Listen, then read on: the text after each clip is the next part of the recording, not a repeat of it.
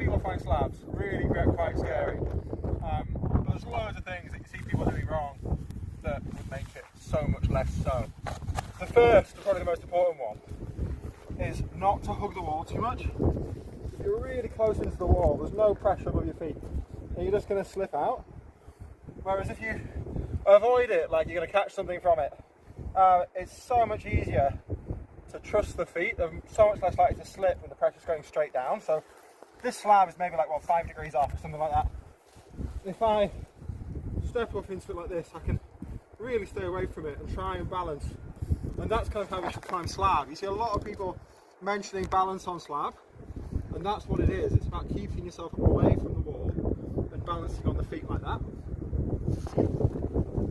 That means you get so much more pressure through the feet. You feel the sensitivity of the shoe a lot more as well. You can really tell when it's about to roll, but it's also much less likely to do so. Number two is you see people just not watching their feet enough, right? Like literally watching them. So when I take a step, I'm making sure to watch it really closely until it's right on the foothold, but not just that, till I'm weighting it and on top of it.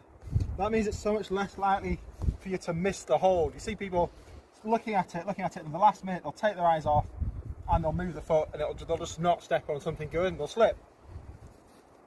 Another thing on that realm as well is committing to each foot independently of each other. So you'll see as I step up to this, I'm not hanging about on this lower foot. I'm pushing my weight over or throwing my weight over the right foot and weighting it straight away. It almost feels dynamic in movement. You'll see this from the best slab climbers, is they're throwing their weight over each foot from side to side. So I step up, but I'm not throwing myself into the wall, as we said. I'm throwing myself up and then standing really tall on my feet and balancing, which is really important. I'll be shouting at my climbing partners all the time to stand proud on their feet on slabs. It makes a world of difference. The next one you see a lot is what I call foot bobbing. So you'll see people when they're trying to weight their feet, they'll do this a lot. They'll bob the foot all around. So there's two things that happen from this. Number one is you can take a layer off the surface of that rock and add it to the base of your shoe, and you end up with like loads of little marbles underneath the foot. If that's sandstone or gritstone or a softer rock type, it really is just like stepping on marbles. Your foot will just slip out. That's just because you've rubbed off that layer.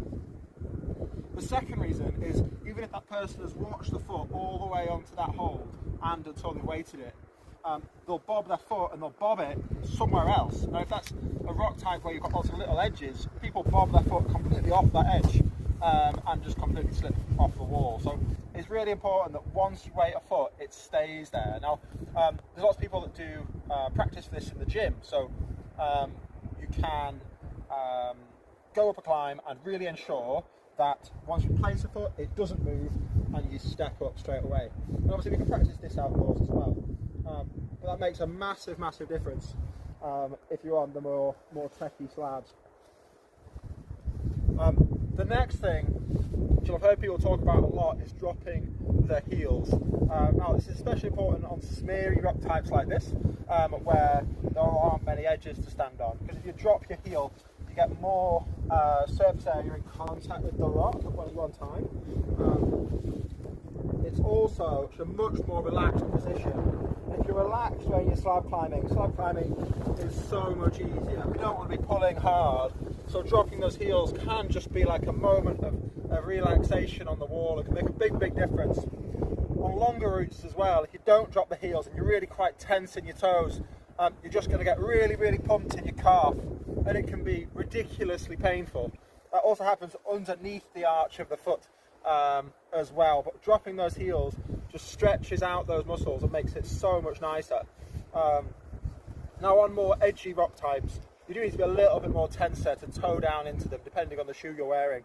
But every time you get to something a little bit bigger, just take a second to drop those heels and relax, and you'll climb so much more smoothly.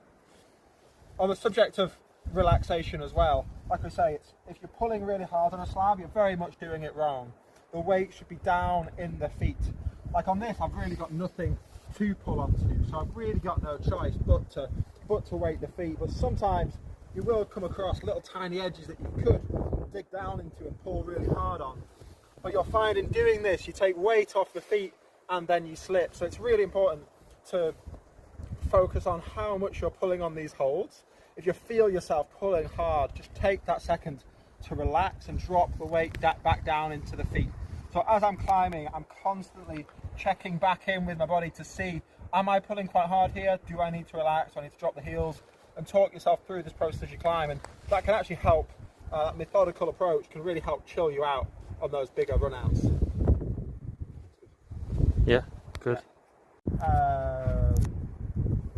Alright, thanks so much for watching. This is kind of a bit of a recreation of an old video I made several years ago, but slightly better. So let me know how it went. On the last one, I wasn't focusing at all on the feet as I was talking about them, which was a bit of an oversight. So hopefully you enjoyed this one. Let me know how it is, and yeah, we'll put in some footage of me climbing something hopefully after this.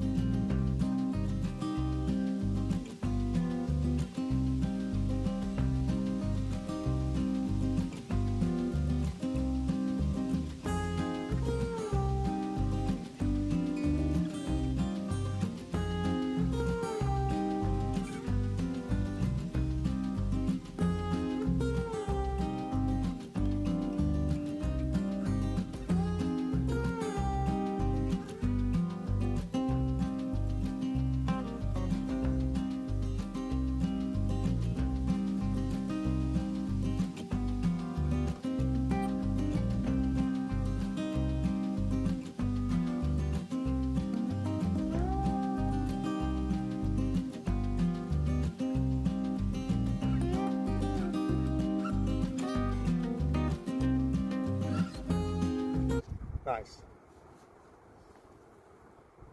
Stop it.